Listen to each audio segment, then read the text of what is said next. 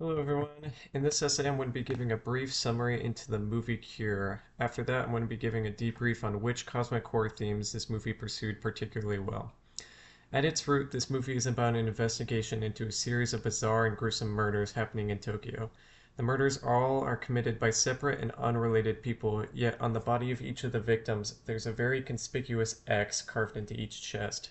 Most of the murderers seem unable to give a satisfactory justification for what prompted them to kill. Throughout the investigations, we meet our two quasi-protagonists who are in charge of investigating the murders. We have one detective, Kenichi Takabe, and one psychologist, Shin Sakuma. Throughout the movie, we also come into contact with the antagonist, Kunio Mamiya. Mamiya shows signs of severe amnesia. He constantly repeats himself and claims to have no idea who he himself is. It later becomes clear that his demeanor is all a part of an act used to lull victims into a hypnotic state. His victims are the ones who go on to commit the murders. Halfway through the film, Takabe and Sakuma apprehend Mamiya, hoping to finally solve the case.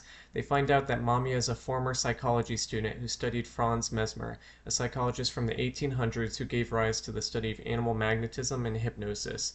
Mesmer appears to have developed a technique eerily similar to the one Mamiya is using. As soon as the investigators realize this, they also realize the danger inherent in their search for the truth. Investigating Mamiya could end up becoming a trap.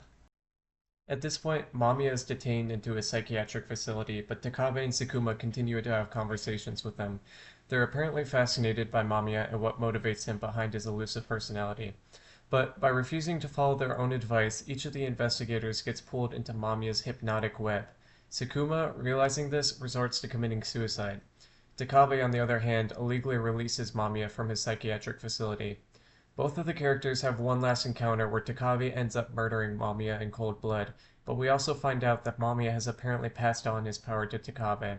Thus, the movie finishes off in the same way it started, but with a new antagonist. Takabe is devolved into the villain that he swore to put away. The final scene ends with Takabe in a diner having a brief interchange with one of the waitresses.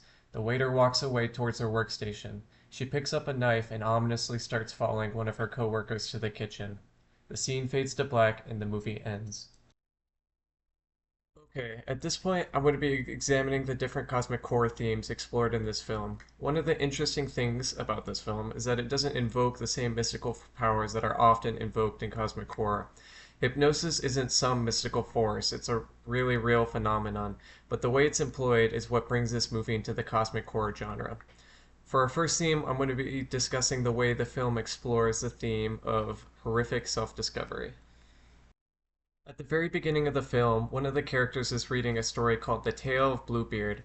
There aren't many details that are given about the book, but a Google search into the tale of Bluebeard can give us some insight. The story is about a man named Bluebeard who is just recently married and now has a wife.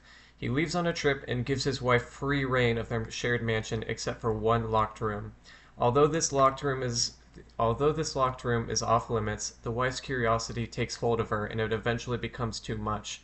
Bluebeard's wife enters the room only to find six of Bluebeard's previous wives murdered and strung up along the walls. The tale of Bluebeard can be seen as an allegory for the rest of the movie. Consider the following quote from the psychologist Detective Sakuma. Hypnotism itself is a very common technique, but even if you manage to hypnotize someone, you can't change their basic moral sense.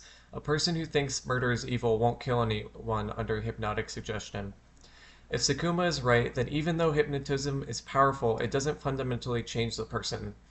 Thus, the murderers aren't completely blameless merely because they were put under a hypnotic spell. All along, these people were already evil, capable of doing awful things.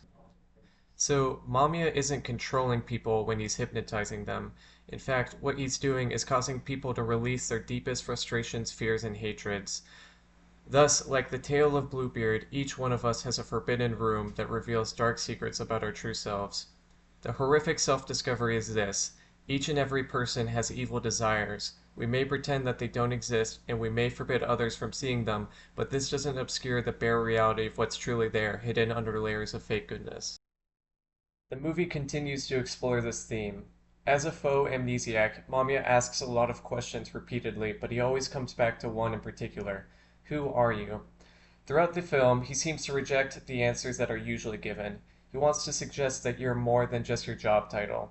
Getting to know who a person is requires that you come to understand their inner life. The film as a whole seems to want to ask the question, who would we actually be if we stripped away all of these superficial titles? It seems that Kier doesn't have an optimistic answer to this question. Beneath the person that we present to society were all people who are naturally evil and apparently capable of killing. This thought is clearly troubling to accept, and likewise the movie shows that the people who commit the murders are very distressed after realizing what they themselves are capable of. It's this insight that makes the film Cure so brilliant.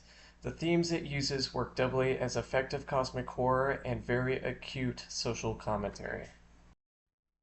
Okay, at this point I want to explore the second set of themes for this film, forbidden knowledge and the keen observer.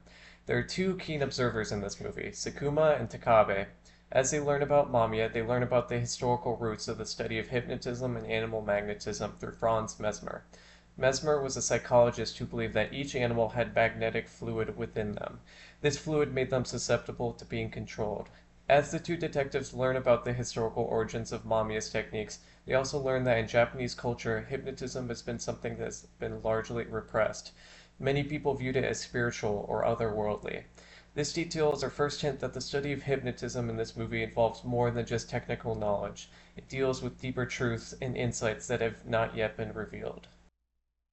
Later on in the movie, Mamiya reveals the transformative effect of his psychic knowledge. He quotes, "Giving in will make you happy, empty. You will be reborn just like me." His quote indicates that the study of mesmerism is a kind of purification process that allows you to release that which is stored inside of you. This process has apparently transformed Mamiya's personhood. It seems that given what he's experienced, it's only natural for him to share it with others. At this point in the movie, we see that the detectives are both encountering altered mental states through the visions that they each receive. Takabe receives one of his wife having committed suicide. It seems that taking care of the dual responsibility between a sick wife and a demanding job is having an effect on him. Sakuma also gets visions of abandoned hospitals and his past self. Here's where we can finally invoke this movie's title. Everyone in our society is sick, and the cure is mesmerism. By studying what Mamiya has learned and the source of his knowledge, Sakuma and Takabe are forced to recognize this. But this realization is a curse. This knowledge of mesmerism may be freeing, but it comes at a cost. Perhaps Mamiya is right, that one can only truly be happy by opening themselves up. But by opening yourself up, you're assenting to your basest desires becoming the ones that define you. You give up on inhibiting yourself completely. Accepting this fate can be extremely hard to stomach. Our two keen observers react in vastly different ways. Sakuma commits suicide because he's unable to accept this fate for himself. Takabe, on the other hand, accepts this exchange. He receives a life of new personhood at the cost of his morality. The movie has managed to show a complete inversion of a character within just 2 hours. Once again, we're forced to ask, when confronted with the same choice, what would we choose? The film Cure portrays the forbidden knowledge of hypnotism and its study therein as a deeply reflective and transformative practice, one that allows you to come to understand yourself more fully and completely. The effective cosmic horror comes from portraying this path as both personally satisfying while also being ethically horrifying. Overall, I would deeply recommend this movie to anyone interested in examining a cosmic horror film that uses a novel approach to the spiritual and mystical unknown.